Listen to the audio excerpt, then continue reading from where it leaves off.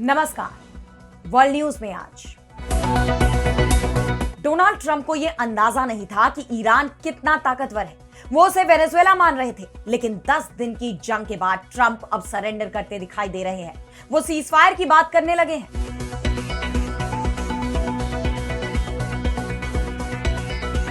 दस दिन बाद भी ईरान की ताकत में कोई कमी नहीं आई है। वो लगातार और घातक हमले कर रहा है। पूरा मिडिल ईस्ट ईरान के टारगेट पर है।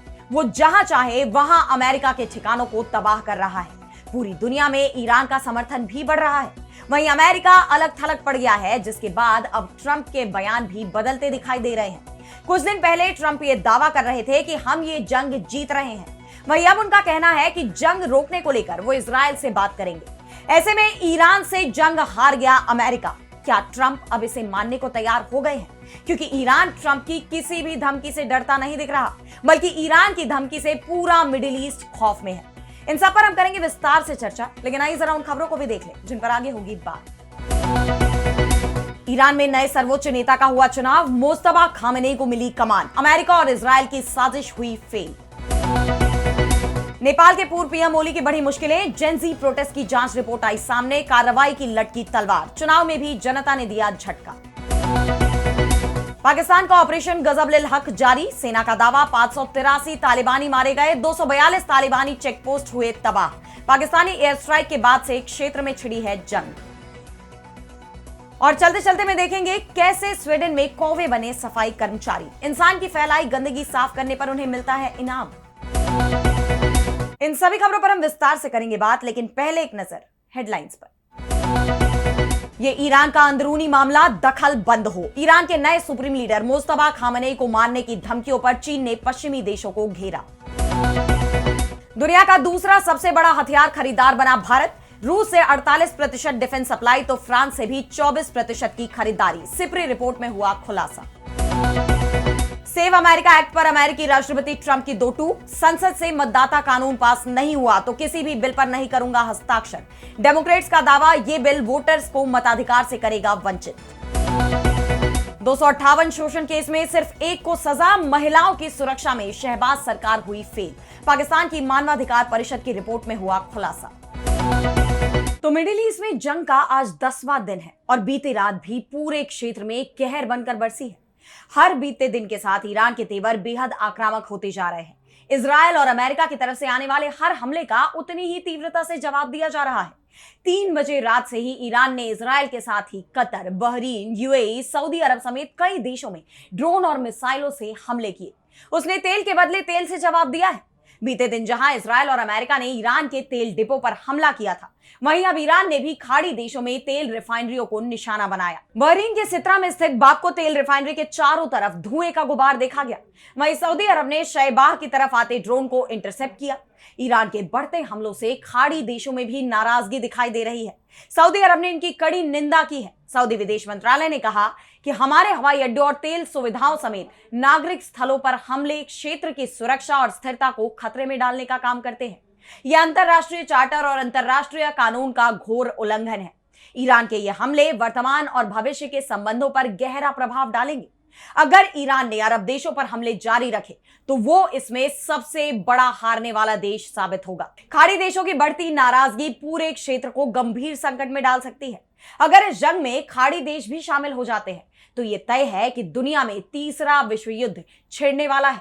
ऐसे में रूस ने तुरंत संयुक्त राष्ट्र सुरक्षा परिषद के स्थायी सदस्यों का आपात शिखर सम्मेलन बुलाने की मांग की है। रूस ने कहा कि दुनिया में कानून का राज खत्म हो चुका है। अंतरराष्ट्रीय कानून कानूनी तौर पर मौजूद है, लेकिन अब वास्तविक रूप से नहीं है। आज कोई भी देश दूसरे को अंतरराष्ट्रीय कानून का पाठ नहीं पढ़ा सकता। इससे साफ है कि जंग ने पूरी दुनिया की चिंता बढ़ा दी है। लेकिन ना तो अमेरिका और इजरायल के हमले रुक रहे और ना ही ईरान का जवाबी हमला। इस बीच ईरान ने अमेरिका को चेताते हुए युद्ध को लेकर अपना रुख दोबारा साफ किया है। ईरान के विदेश मंत्री अब्बास अरागची ने कहा कि मिडिल ईस्ट में अमेरिकी सैन्य ठिकानों पर हमला आत्मरक्षा के अधिकार का हिस्सा है। हमारी मिसाइलें अमेरिका तक नहीं पहुंच सकती है। ऐसे में ईरान अपनी रक्षा के लिए जो कर सकता है वो कर रहा है। फिलहाल हम काफी काबिल हैं। हमारे पास बहादुर सैनिक हैं जो हमारी जमीन में घुसने वाले किसी भी दुश्मन का इंतजार कर रहे हैं, उनसे लड़ने के लिए और उन्हें मारने और खत्म करने के लिए। ये युद्ध ईरान की पसंद नहीं है, बल्कि अमेरिका और इजराइल ने उस पर थोप दिया है। लेकिन उन्हें यह बताना होगा कि उन्होंने यह हमला क्यों शुरू किया, इससे पहले कि हम सीज फायर पर विचार करने की नौबत तक पहुंचे। ईरान ने साफ कर दिया है कि मिडिल ईस्ट में मची तबाही के लिए पूरी तरह अमेरिका और इजराइल जिम्मेदार है। वो केवल अपना बचाव कर रहा है। वहीं अमेरिका के राष्ट्रपति डोनाल्ड ट्रंप ने युद्ध के लिए ईरान के रवैये को जिम्मेदार ठहराया है। उन्होंने द टाइम्स ऑफ इजराइल को बताया कि अगर मैं ना होता तो ईरान इजराइल और आसपास के देशों को खत्म कर देता। ईरान के साथ युद्ध कब खत्म होगा, इस पर अंतिम फैसला अमेरिका का होगा, लेकिन इसमें नेतन्याहू की राय भी शामिल रहेगी। दोनों ही पक्षों की तरफ से एक दूसरे पर आरोप लगाए जा रहे हैं, लेकिन इस जंग का नुकसान पूरी दुनिया को ही उठाना पड़ रहा है। दुनिया भर में तेल की कीमतें आसमान छू रही हैं। अल जजीरा की रिपोर्ट के मुताबिक कच्चे तेल की कीमतें $115 प्रति बैरल से ज्यादा पहुंच गई हैं, जिससे ऊर्जा जगत में हाहाकार मच गया है। आर्थिक मोर्चे पर बढ़ती अनिश्चितता के चलते दुनिया भर के बाजारों में भारी गिरावट देखी जा रही है और इसे लेकर पूरी दुनिया टेंशन में है। लेकिन ट्रंप का कहना है कि इस युद्ध के नतीजे से दुनिया को जो राहत मिलेगी, उसके मुकाबले में तेल की कीमतों में यह बढ़ोतरी बहुत छोटी कीमत है। वैसे युद्ध के नतीजों पर बात करते हुए अमेरिकी सीनेटर लिंडसे ग्राहम ने जो बयान दिया है, उसने अमेरिका की मंशा पर भी गंभीर सवाल खड़े कर दिए हैं। उनका कहना है कि ईरान पर हमले का असली मकसद उसके तेल भंडार पर कब्जा करना है। यानी अपने फायदे के लिए अमेरिका ने पूरे मिडिल ईस्ट में तबाही मचा दी है। ऐसे में इस जंग को लेकर अमेरिका ही सवालों से घिर गया है। और अब बढ़ते हैं अगली खबर की तरफ, जहां हम बात करेंगे ईरान में नए सुप्रीम लीडर के चुनाव की। तो मिडिल ईस्ट में जंग की शुरुआत अमेरिका और इजराइल ने की। ऐसे में उन्हें शुरुआत में बड़ी सफलता भी हासिल हुई। अपने पहले ही हमले में उन्होंने ईरान के supreme leader ayatollah Ali Khamenei को मार दिया। अमेरिका और इजराइल को उम्मीद थी कि वेनेजुएला की तरह ईरान में भी उन्होंने इस वार के साथ ही जंग जीत ली है, लेकिन हकीकत में ऐसा नहीं हुआ।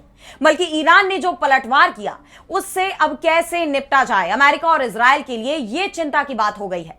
जंग के बीच ईरान बहुत ही तेजी से खुद को मजबूत भी बना रहा है, जिसके लिए सबसे जरूरी था देश का नेतृत्व चुनना, और अब उसे इसमें भी कामयाबी मिल गई है। ईरान ने 10 दिन के अंदर ही अपने नए सुप्रीम लीडर का चुनाव कर लिया है, और वो कोई और नहीं बल्कि खामेनेई के ही बेटे मोज्तबा खामेनेई है। ईरान की असेंबली ऑफ एक्सपर्ट्स ने कई बैठकों के बाद यह फैसला किया।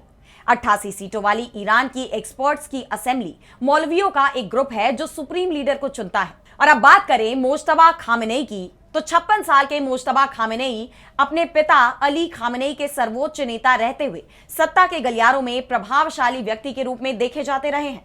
मोज्तबा खामेनेई एक धर्मगुरु हैं और कई भूमिकाओं में रहे हैं, और अब वो ईरान की सत्ता के केंद्र में हैं। देश के सभी मामलों में आखिरी फैसला अब उनका होगा। वो मिलिट्री और पैरामिलिट्री रिवॉल्यूशनरी गार्ड के कमांडर इन चीफ के तौर पर काम करेंगे। उनके पास एनरिच्ड यूरेनियम के स्टॉक पर फैसला लेने का भी अधिकार है, जिसका इस्तेमाल न्यूक्लियर वेपन बनाने के लिए भी किया जा सकता है। भीषण जंग और इजराइल की नए सुप्रीम लीडर को भी मार देने की धमकियों के बीच मोज्तबा के नाम का यह ऐलान हुआ है, जिसके बाद ईरान की सुप्रीम नेशनल सिक्योरिटी काउंसिल के सेक्रेटरी अली लारिजानी ने अमेरिका और इजराइल पर तंज कसते हुए कहा कि तेहरान के दुश्मनों को लगा था कि अली खामेनेई की मौत के बाद देश डेडलॉक में पहुंच जाएगा, लेकिन असेंबली ने आखिरकार मोज्तबा खामेनेई को चुनने का फैसला लिया है। इस कदम के साथ ही ईरान ने पूरी दुनिया को यह साफ संदेश दे दिया है कि वो ही अपनी किस्मत खुद तय करता है। कोई भी विदेशी ताकत, चाहे वो कितनी भी ताकतवर क्यों ना हो, यह तय नहीं कर सकती कि ईरान को अपने पॉलिटिकल भविष्य के लिए क्या करना चाहिए। ऐसे में नए नेता के चुनाव के बाद ईरान के इस्लामिक रिवॉल्यूशनरी गार्ड कोर यानी IRGC ने मोज्तबा के प्रति वफादारी की कसम खाई है। हालांकि अमेरिकी राष्ट्रपति डोनाल्ड ट्रंप जरूर इससे खुश नजर नहीं आ रहे, क्योंकि ईरान में तख्ता पलट की उनकी कोशिश अब पूरी तरह फेल हो गई है। ईरान को वो साम दाम दंड भेद किसी भी तरह से झुकाने में कामयाब नहीं हो पाए। ऐसे में जब नए सुप्रीम लीडर के चुनाव को लेकर ट्रंप से सवाल किया गया, तो वो जवाब देने से भी हिचकते नजर आए। उन्होंने बस इतना ही कहा कि देखते हैं क्या होता है, यानी ना कोई धमकी और ना ही कोई आगे का प्लान। ऐसे में सवाल ये उठ रहे हैं कि क्या अमेरिका अब बैकफुट पर आ रहा है। बहरहाल ये आने वाले वक्त में साफ हो जाएगा। और अब अगली खबर में बात करेंगे नेपाल की। तो एक तरफ नेपाल में नई सरकार का चुनाव हो रहा है, वहीं दूसरी तरफ देश में पिछले साल हुए युवाओं के आंदोलन की गूंज अब तक सुनाई दे रही है। जेंजी प्रोटेस्ट में हुई हिंसा को लेकर कई सवाल अब भी बरकरार हैं, लेकिन अब इसकी जांच पूरी हो गई है और रिपोर्ट भी सामने आ गई है, जिसके बाद तत्कालीन ओली सरकार की मुश्किलें बढ़ती नजर आ रही हैं। पहले उनके हाथ से सत्ता गई और अब उनके खिलाफ कार्रवाई की भी आशंका जताई जा रही है। इस चुनाव में भी पूर्व पीएम केपी शर्मा ओली को जनता ने पूरी तरह नकार दिया। चुनाव के नतीजों की बात करें तो नेपाल की जनता ने बालेन शाह की राष्ट्रीय स्वतंत्र पार्टी को जनादेश दिया है। 165 सीटों में उसे 125 सीटों पर जीत मिली है। वहीं 18 सीटें हासिल करने के साथ दूसरे नंबर पर पूर्व पीएम शेर बहादुर देउबा की पार्टी नेपाली कांग्रेस है। पूर्व पीएम केपी शर्मा ओली की communist party of Nepal unified Marxist Leninist यानी सीपीएन यूएमएल ने 9 सीटों पर जीत दर्ज की है, जबकि पूर्व पीएम पुष्पदहल प्रचंड की सीपीएन माओइस्ट सेंटर पार्टी को केवल 8 सीटें मिल पाई। वहीं अन्य के खाते में 5 सीटें गई हैं। वैसे तो नेपाल की संसद के निचले सदन में 275 सीटें हैं, लेकिन ये नतीजे 165 सीटों के ही हैं और बाकी 110 सीटों पर समानुपातिक प्रणाली से चुनाव होता है और इन 110 सीटों में से बालेन शाह के नेतृत्व वाली आरएसपी को 60 सीटें मिलनी तय हो गई हैं। यानी आरएसपी संसद में आसानी से 2/3 बहुमत पार कर जाएगी। इस चुनाव में युवाओं की भागीदारी बढ़ चढ़कर दिखाई दी। पहले उन्होंने पिछले साल सितंबर में प्रदर्शन कर ओली सरकार को हटाने का काम किया और अब वो देश में युवा की सरकार बनाते नजर आ रहे हैं। हालांकि उस प्रदर्शन के दौरान जिन लोगों की जान गई, बड़े पैमाने पर जो आगजनी और तोड़फोड़ की गई, जो हिंसा हुई, उसकी जांच के लिए गठित उच्च स्तरीय आयोग ने अपनी रिपोर्ट अंतरिम सरकार को सौंप दी है। रिपोर्ट में हिंसा के लिए तत्कालीन प्रशासन को दोषी ठहराया गया है। आयोग के अध्यक्ष गौरी बहादुर कार्की ने कहा कि यह घटना मुख्य रूप से तत्कालीन सरकार के कुशासन और अक्षमता के कारण घटी। नौकरशाही और न्यायिक निकायों सहित सरकारी संस्थानों के राजनीतिकरण से लोग हताश थे। प्रदर्शन के दौरान युवाओं पर गोली चलाने और आदेश जारी करने वालों के साथ साथ हिंसा को रोकने के लिए कार्रवाई न करने वालों के खिलाफ भी कानूनी कार्रवाई की सिफारिश की गई है। अगर सरकार इन सिफारिशों को लागू करने में विफल रहती है तो देश में एक और जेंजी आंदोलन हो सकता है। इस रिपोर्ट के सामने आने के बाद तत्कालीन ओली सरकार मुश्किलों से घिर गई है, लेकिन सबसे जरूरी बात जो इस जांच रिपोर्ट में सामने आई वो ये चेतावनी कि अगर अभी भी नेपाल सरकार के रुख में बदलाव नहीं आया तो देश में एक बार फिर आंदोलन खड़ा हो सकता है। बहरहाल अब देखना यह होगा कि बालेन शाह के नेतृत्व में नेपाल किस दिशा में आगे बढ़ता है। और अब अगली खबर में बात करेंगे पाकिस्तान और अफगानिस्तान के बीच जारी संघर्ष की। तो मिडिल ईस्ट में तो पहले से ही जंग छिड़ी हुई है और इधर दक्षिण एशिया में भी पाकिस्तान और अफगानिस्तान के बीच चल रही जंग थमने का नाम नहीं ले रही। बॉर्डर पर तनाव जारी है और यह तनाव दिन प्रतिदिन और खतरनाक रूप लेता जा रहा है। और अब पाकिस्तान ने दावा किया है कि सीमा पर चल रहे सैन्य अभियान में उसके सुरक्षा बलों ने 583 अफगान तालिबान लड़ाकों को मार गिराया है। ये जानकारी पाकिस्तान सरकार की तरफ से जारी आधिकारिक आंकड़ों में दी गई। पाकिस्तान के सूचना मंत्री अता उल्ला तरार ने सोशल मीडिया पर इस ऑपरेशन की पूरी जानकारी दी। उन्होंने बताया कि तालिबान को भारी जानमाल का नुकसान हुआ है।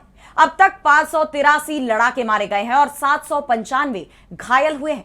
तालिबान के 213 टैंक, बख्तरबंद गाड़ियां और तोपें नष्ट कर दी गई हैं। उन्होंने अफगानिस्तान के 64 ठिकानों को हवाई हमलों के जरिए निशाना बनाने की भी बात कही। और इतना ही नहीं, पाकिस्तानी सेना ने तालिबान की 242 चेकपोस्ट तबाह करने का भी दावा किया है। इसके अलावा 38 अन्य पोस्ट पर कब्जा करने के बाद उन्हें भी तबाह कर दिया गया। इसी बीच चमन सीमा क्षेत्र में सुरक्षा बलों ने तहरीके तालिबान पाकिस्तान यानी टीटीपी के 3 आतंकवादियों की घुसपैठ की कोशिश को नाकाम कर दिया है।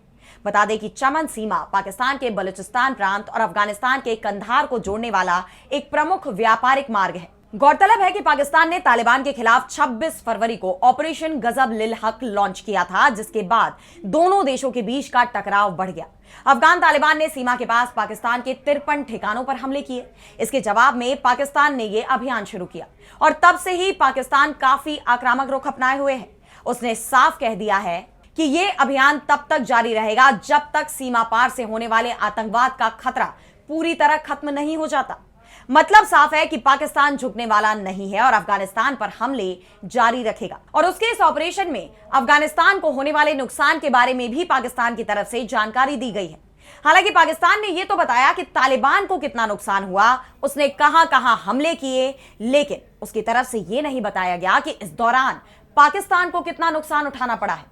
और इसे लेकर पाकिस्तान सरकार पर कई सवाल भी उठ रहे हैं। और अब चलते चलते मैं बात करेंगे कैसे कौवा बना सफाई कर्मी। तो गंदगी फैलाने में इंसान सबसे आगे है। सड़कों पर बिखरा रहने वाला कचरा इसका सबसे बड़ा उदाहरण है।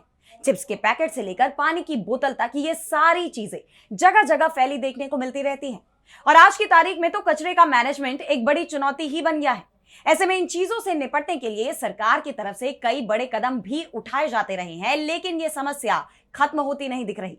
और इस बीच इंसान की इसी लापरवाही और सड़कों पर बिखरे कचरे से निपटने के लिए स्वीडन ने एक अनोखा तरीका निकाला है। इस काम के लिए कौवों को ट्रेनिंग दी जा रही है।